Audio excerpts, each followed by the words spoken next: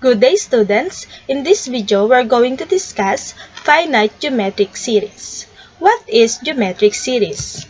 It is an indicated sum of a geometric sequence. It means that we're going to add all the terms in a given geometric sequence. Sum of the first n term of a geometric sequence. So, for finite geometric sequence, it is geometric sequence which has definite number of terms. So, to find the sum, use the following formula. First, if the common ratio is not equal to 1, we're going to use the formula S sub n is equal to a sub 1 times the quantity r raised to n minus 1 all over r minus 1, where a sub 1 is the first term, r is the common ratio, and n is the number of terms. Or you can also use the formula S sub n is equal to a sub 1 minus a sub n times r all over 1 minus r. You can use this formula if the last term is given. If the common ratio is equal to 1, the sum of a geometric sequence is equal to the number of terms times the first term. And if the common ratio is negative 1 and the number of terms is even, the sum of the geometric sequence is equal to 0. And last, if the common ratio is negative 1 and the number of terms is odd number, the sum of a geometric sequence is equal to the first term. So let's have an example. Number 1. What is 1 plus 2 plus 4 plus 8 up to a sub 8? So for our solution, our first term is 1. And the common ratio is positive 2. So that came from the ratio of the first and second term. So 2 over 1, that is 2. And our n, or the number of term, is 8, since our last term is a sub 8. So we don't need to find the 5th, 6th, and 7th, and 8th term for this geometric sequence. So just simply use the formula. So we're going to use a sub 1 times the quantity r raised to n minus 1 all over r minus 1. So just simply substitute all the values. So we have 1 times the quantity 2 raised to 8 minus 1 all over 2 minus 1. 2 raised to 8, we have 256. Okay, so for our numerator, our first term is 1 and that is multiplied to 2 raised to 8 minus 1. So any number multiplied by itself, so the answer is the number itself. So ang naiwan na lang yung nasa parentheses. Then, for our denominator, 2 minus 1, that is 1. 256 minus 1, that is 255.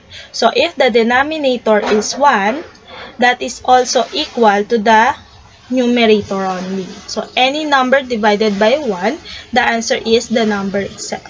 So we have 255. And here's the solution using the calculator. So click the keys fraction, then our numerator is 1, then times 2 raised to 8 minus 1, and for our denominator, that is 2 minus 1. Okay, and the answer is 255. Next, what is negative 2 plus 4 plus negative 8 plus until a sub 9? So again, for our solution, our first term is negative 2. The common ratio is negative 2. So that is from the ratio of 4 and negative 2. And our n is 9. Use the same formula and substitute all the values. So we have negative 2 times the quantity negative 2 raised to 9 minus 1 all over negative 2 minus 1. Negative 2 raised to 9, that is negative 512. So we have negative 2 times the quantity negative 512 minus 1 all over negative 3. So that is from the denominator negative 2 minus 1. Negative 512 minus 1, we have negative 513. Negative 2 times negative 513, we have positive 1026. All over negative 3 or divided by 3. And the sum is negative 342. Let's check using the calculator. So, click the fraction key. Our numerator is negative 2 times negative 2 raised to 9 minus 1 over negative 2 minus 1. And the answer is same, negative 342. Next, find the sum of the terms of a geometric sequence where the first term is 4, the last term is 324, and the common ratio is 3. So, from the given, our first term is 4, and the last term is given, that is 324, and the common ratio is positive 3. So, since the last term is given, we can use the formula a sub n is equal to a sub 1 minus a sub n times r over 1 minus r. Substitute all the values. We have 4 minus 324 times 3 over 1 minus 3. 324 times 3 is 972 and 1 minus 3 is negative 2. And 4 minus 972 is negative 968 over negative 2. And the sum is positive 484. And here's the solution using the calculator. Click the fraction key. For our numerator, we have 4 minus 324 times 3 over 1 minus 3. And the answer is positive 484. Next, number 4. What is 3 plus 3 plus 3 plus 3 until a sub 15? So for our solution, the first term is positive 3. And what is the common ratio? Okay, that is positive 1. So that is came from 3 over 3. And the number of term is 15. So it says that if the common ratio is equal to 1, to get the sum, just simply multiply the number of terms by a sub 1. Substitute the value. So our n is 15 and a sub 1 is 3. So 15 times 3, we have 45. Next, what is 5 plus negative 5 plus 5 plus negative 5 until a sub 97? So for this example, our first term is positive 5. The common ratio is negative 1. And the number of term is 97. So it says that if the common ratio is negative 1 and the number of term is odd number, so 97 is an odd number, so we can use the formula S sub n is equal to the first term. So from this one, we don't need a computation.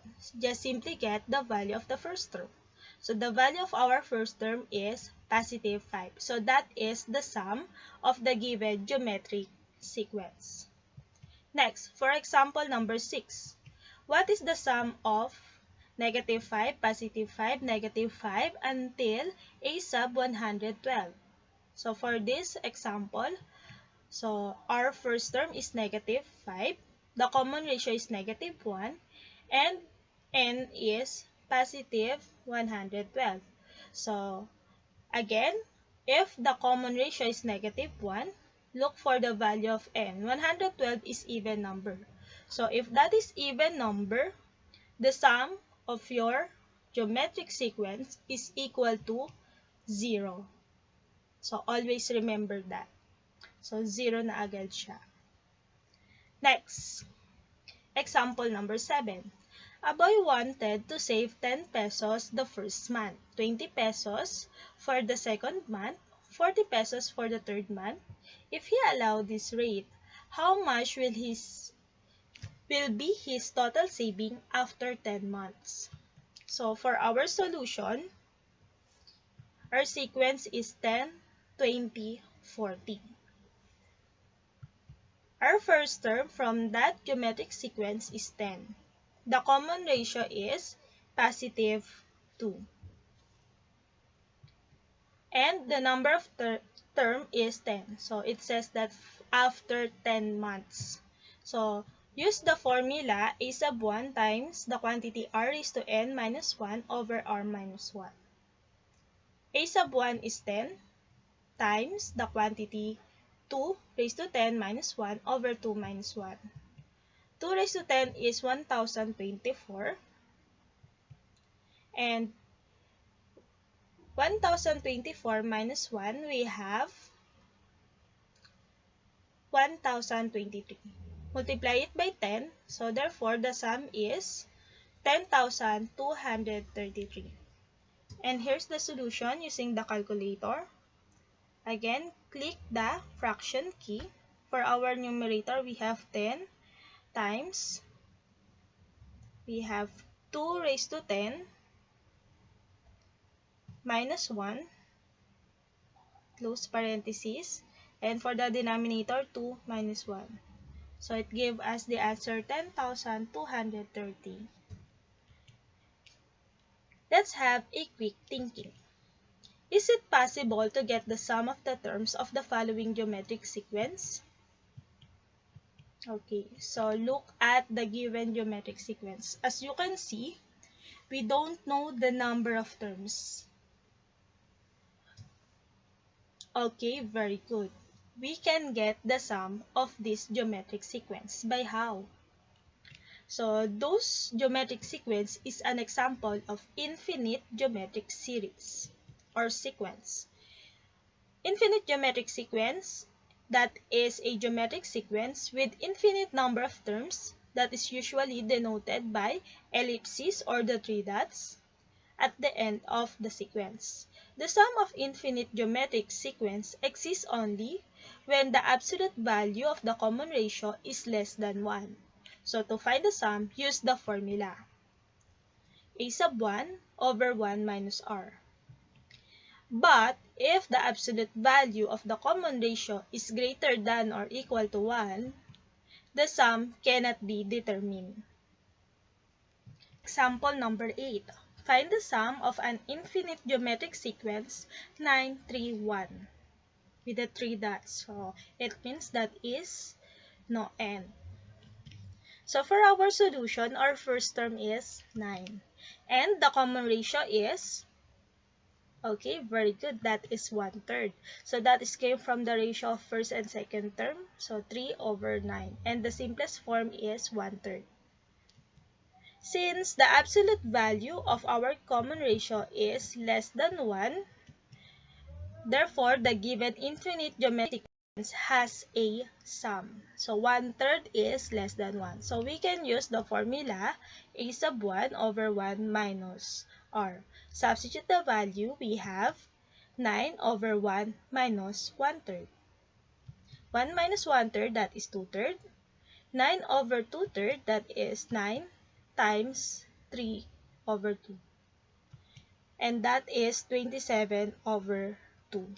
So, here's the solution using the calculator.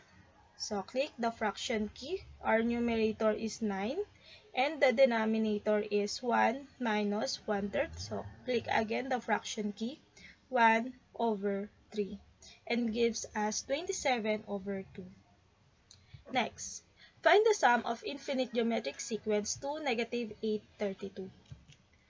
For our solution, first term is 2 and the common ratio is negative 4. So that is from negative 8 over 2. The absolute value of negative 4 is positive 4, and that is greater than 1. So if that is greater than 1, therefore, the given infinite geometric sequence has no sum, or the sum cannot be determined. And last example, a pendulum swing through an arc of 60 cm. On each successive swing, the length of the arc is 2/3 of the previous length. Find the total distance that the pendulum would have swung until comes to rest. So for our solution, so saan magsisimula ang ating pendulum swing? Okay, so our first term is 60 cm. And it says that on each successive swing, the length of the arc is 2/3 the previous. So that 2/3 is the common ratio. So the absolute value of the common ratio 2/3 is less than 1.